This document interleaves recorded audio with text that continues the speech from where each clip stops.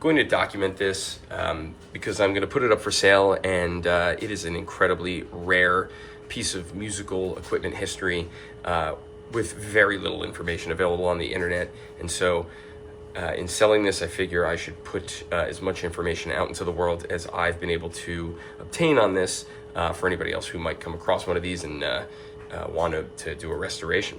What we have here, this is an Arbiter Soundimension. It is an echo unit, a magnetic disc echo unit from the late 60s, I believe about 1969, made in England, similar to a Binson Echorec. And that's what we have here. There is no available schematic for these things, very little information.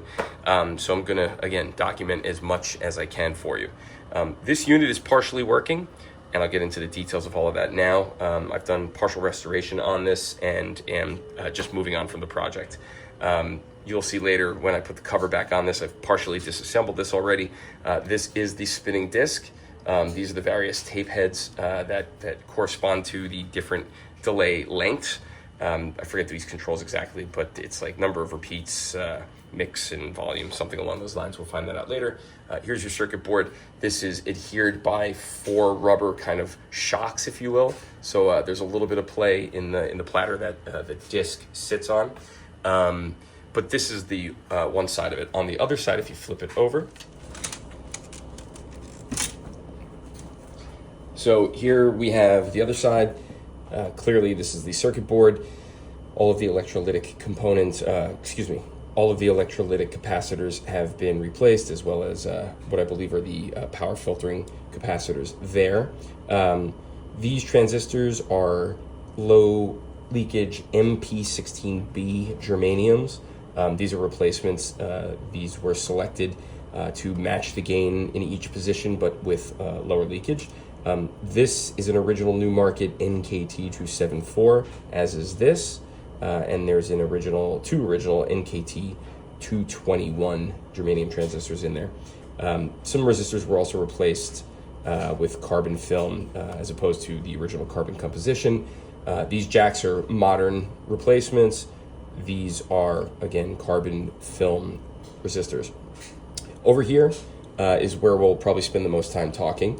The motor that drives the magnetic disc is a Crouzet England. It's a clockwise 600 RPM, 240 volt motor at 50 hertz. It is type 590. I did contact Crouzet. They are still in business, but this is such an old motor, they do not have a suitable replacement for it. But the motor itself is confirmed to be working, and we'll touch upon that in a second. These are the back sides of the pots. This is all of the switches, which have been defibed and lubricated, so they are all functioning. Once again, this is your power transformer, and this is where things start to get interesting. So this unit had a standard US plug added at some point in its life. This wire is not original. It came in, one side of it goes to the fuse block here, whereas the other side goes to the motor. We'll talk about that in a second. This here is a variable input voltage selector. When we take a look at the back side of this, I'll show you how that works. What's happening with this unit is the preamp is working. It is powering on. It passes a signal. The controls for the preamp work. The volume works. The motor is not spinning, however. It is, for whatever reason, not getting the proper power to it to get it going. This unit was looked at by John Hamley. He's here in the U.S. He's known as the Binson Echorec, I think, or maybe it's a Echoplex kind of repair guy. But he's familiar with these types of units of this era. He has taken a look at this. He actually had a 240 volt transformer. He connected to this motor and confirmed that the motor did fire up. So the issue lies somewhere in the power being supplied by this transformer, because when powered directly from a separate transformer, this motor does work. So the unit powers on, the disc does not spin. However, if I manually spin the disc, you will hear the echo effect. So we know that everything else in this unit is working with the exception of getting the motor to fire. And I'm hoping that that is an easy fix for whoever else should dive into this unit.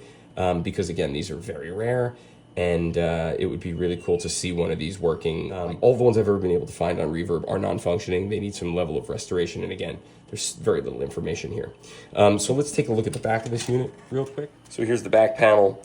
As you can see, there are various inputs. I apologize, this is upside down. Various inputs. Here are your outputs. This unit is capable of running in stereo, which is an option on one of the front panel buttons. Here's your fuse block.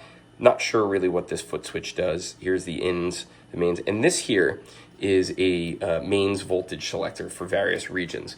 I have a diagram which I will show you that John Hamley, again, was able to skem out for me. But this basically pulls out.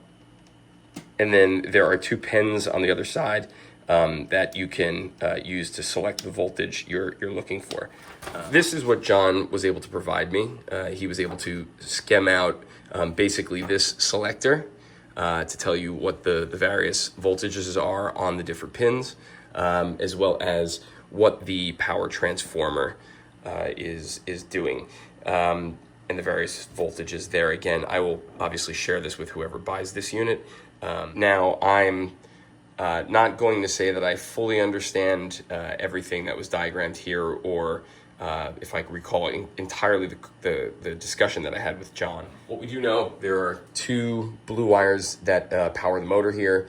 One side of which, John informed me, is obviously connected directly to the mains cable here. One side goes to power, the other side goes to the common wire on the transformer. He was able to get about 200 volts on the leads that go to the motor coming off the power transformer. But for some reason, when he connected them to the motor itself, it dropped to zero. So he initially thought that meant a bad motor. But he, as I mentioned, was able to connect a separate, he just happened to have a 240 volt transformer that he was able to connect directly to the motor, and it turned right on. So he believes the issue lies somewhere with this transformer. Because again, with 240 volts applied directly to it, the motor turns on. And when he connects the leads that by themselves, he's able to get 200 volts or so on. When connected to the motor, that drops to zero. This is something that I just no longer have the time to dissect this. So I'm hoping that it'll find its way into some very eager collector's hands who's willing to get it working. But this is about all the information I have available. When I put this up for sale, probably on Reverb, I'll include this video as well as all the documentation that I shared. But I will make one other video to show you that this unit is in fact passing sound. So I got my guitar plugged in right now. There's no sound, but when I turn the power on, you'll hear the preamp kind of warm up.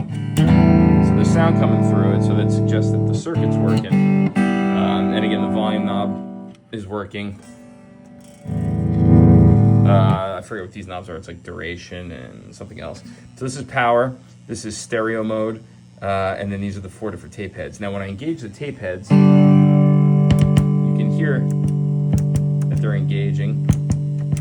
And even when I engage a tape head, and I do this, if I spin the disc, so I believe the issue is just that the motor is not firing.